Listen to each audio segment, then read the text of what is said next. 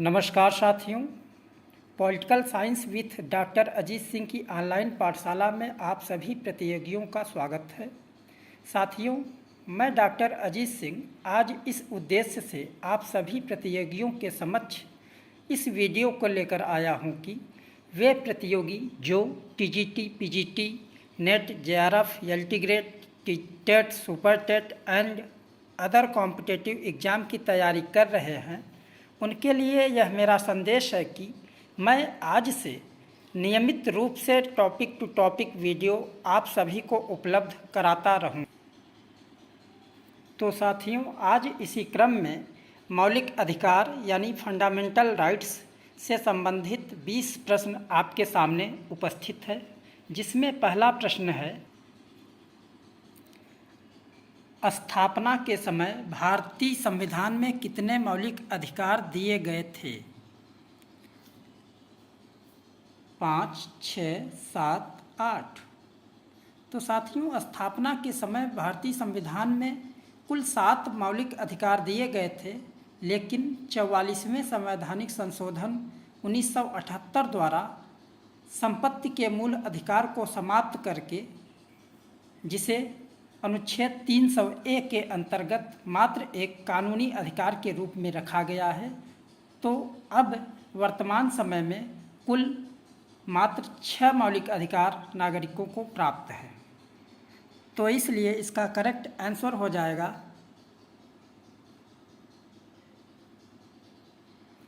Option C, 7। भारतीय संविधान के किस भाग में मौलिक अधिकारों के विवरण दिए गए हैं? भाग 1 संघ एवं उसका राज्य क्षेत्र, भाग 2 नागरिकता, भाग 3 मौलिक अधिकार, भाग 4 नीति निर्देशक तत्व। तो इसका करेक्ट आंसर हो जाएगा भाग 3।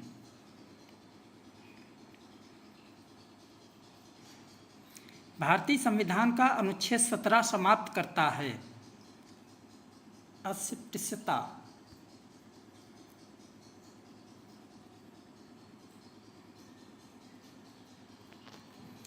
अनुच्छेद 19 में निहित मौलिक स्वतंत्रताएं किस आपातकालीन स्थिति के कारण स्थगित की जाती हैं? राज्य में आंतरिक उथल पुथल होना, वित्तीय संकट होने पर, एक राज्य में संवैधानिक तंत्र की विफलता पर, युद्ध अथवा बाहरी आक्रमण के कारण। तो इसका करेक्ट आंसर हो जाएगा युद्ध अथवा बाहरी आक्रमण के कारण।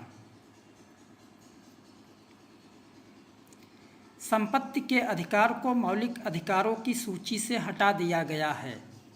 संपत्ति के अधिकार को मौलिक अधिकारों की सूची से 44वें संवैधानिक संशोधन 1978 के द्वारा हटा दिया गया है, जो अब मात्र एक कानूनी अधिकार के रूप में प्राप्त है, जो अनुच्छेद 300A के अंतर्गत रखा गया है। एक ऐसे व्यक्ति को जिसे अवैध रूप में हिरासत में लिया गया है, उसे मुक्त करने के लिए उचित न्यायिक निकाय द्वारा जारी किया गया लेख है। इस लेख को कहा जाता है बंदी प्रत्यक्षीकरण लेख।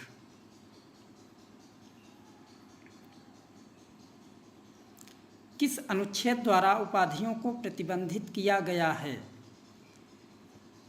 उपाधियों को प्रतिबंधित करने के लिए अनुच्छेद 18 में प्रावधान है।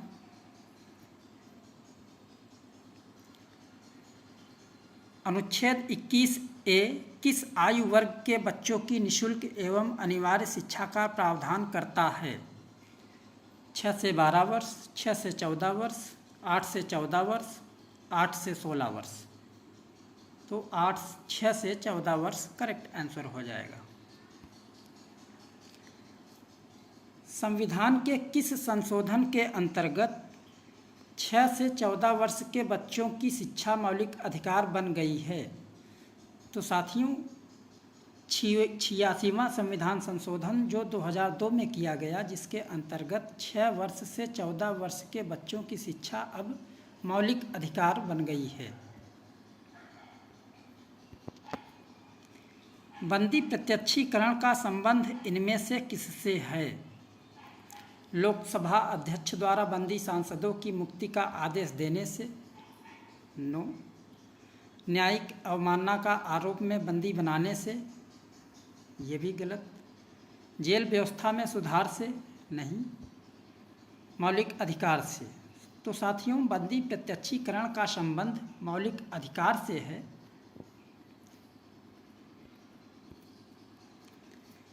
निम्नलिखित में से किस रिट का शाब्दिक अर्थ होता है, हम आदेश देते हैं। तो परमादेश का शाब्दिक अर्थ होता है कि हम आदेश देते हैं।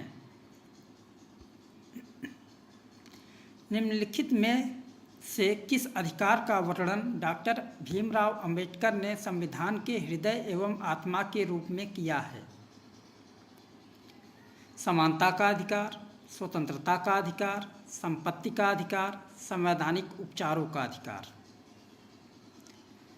संवैधानिक उपचारों का अधिकार के संबंध में डॉक्टर भीमराव अंबेडकर ने कहा था कि संवैधानिक उपचारों का अधिकार जो अनुच्छेद 32 के अंतर्गत है, इसके अभाव में सभी मौलिक अधिकार प्रभावहीन हो जाते हैं। इसलिए यदि मुझसे कोई पूछे कि संविधान का वह प्रावधान कौन सा है जो सबसे ज़रूरी है, तो संवैधानिक उपचारों का अधिकार ही होगा। तो इसलिए इसका करेक्ट आंसर हो जाएगा संवैधानिक उपचारों का अधिकार। भारतीय संविधान के अनुच्छेद 32 में कौन से अधिकार उल्लिखित हैं? धार्मिक स्वतंत्रता के अधिकार, अभिव्यक्ति के अधिकार, अल्पसंख्यकों के अधिकार, संवैधानिक उपचारों का अधिकार।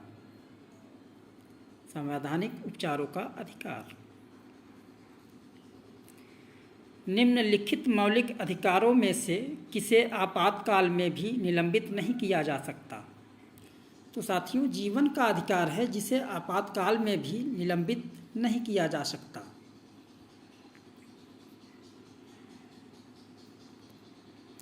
इन तत्वों में से कौन सा तत्व मौलिक अधिकार के अंतर्गत आता है और राज्य के नीति निर्देशक तत्वों के अंतर्गत नहीं आता है? समान कार्य के लिए समान वेतन, सरकारी नौकरी में योग्यता के आधार पर समान अवसर, बेकारी जीवन यापन भत्ता, निःशुल्क प्राथमिक शिक्षा की व्यवस्था। तो साथियों, सरकारी नौकरी में योग्यता के आधार पर समान अवसर जो मौलिक अधिकार के अंतर्गत आता है और नीति निर्देशक तत्वों के अंतर्गत नहीं आता है।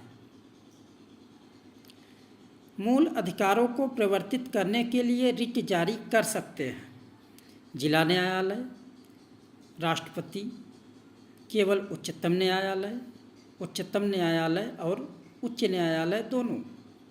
तो साथियों, मूल अधिकारों को प्रवर्तित करने के लिए उच्च न्यायालय और उच्चतम न्यायालय दोनों रिट जारी कर सकते हैं। अनुच्छेद 32 के अंतर्गत सर्वोच्च न्यायालय और अनुच्छेद 226 के अंतर्गत उच्च न्यायालय रिट जारी करते हैं। इसलिए इसका करेक्ट आंसर हो जाएगा ऑप्शन डी। वर्तमान में भारतीय संविधान के अंतर्गत मौलिक अधिकारों की संख्या है। तो वर्तमान में मौलिक अधिकारों की संख्या 6।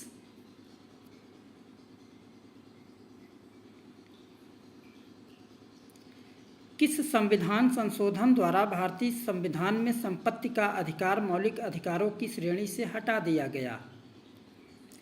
तो यह 44वां संविधान संशोधन के द्वारा मौलिक अधिकार, संपत्ति के अधिकार को मौलिक अधिकारों की श्रेणी से हटा दिया गया। भारतीय संविधान में मौलिक अधिकारों की व्यवस्था किस देश के संविधान से ली गई है? तो यह व्यवस्था संयुक्त राज्य अमेरिका के संविधान से ली गई है। भारतीय संविधान के किस अनुच्छेद के अंतर्गत कोई नागरिक अपने मौलिक अधिकार की रक्षा के लिए उच्च न्यायालय में याचिका दायर कर सकता है? तो साथियों, हमने आपको पहले ही बताया कि अनुच्छेद 226 के अंतर्गत उच्च न्यायालय और अनुच्छेद 32 के अंतर्गत सर्वोच्च न्यायालय में कोई नागरिक मौलिक अधिकारों के संरक्षण के लिए याचिका दायर कर सकता है।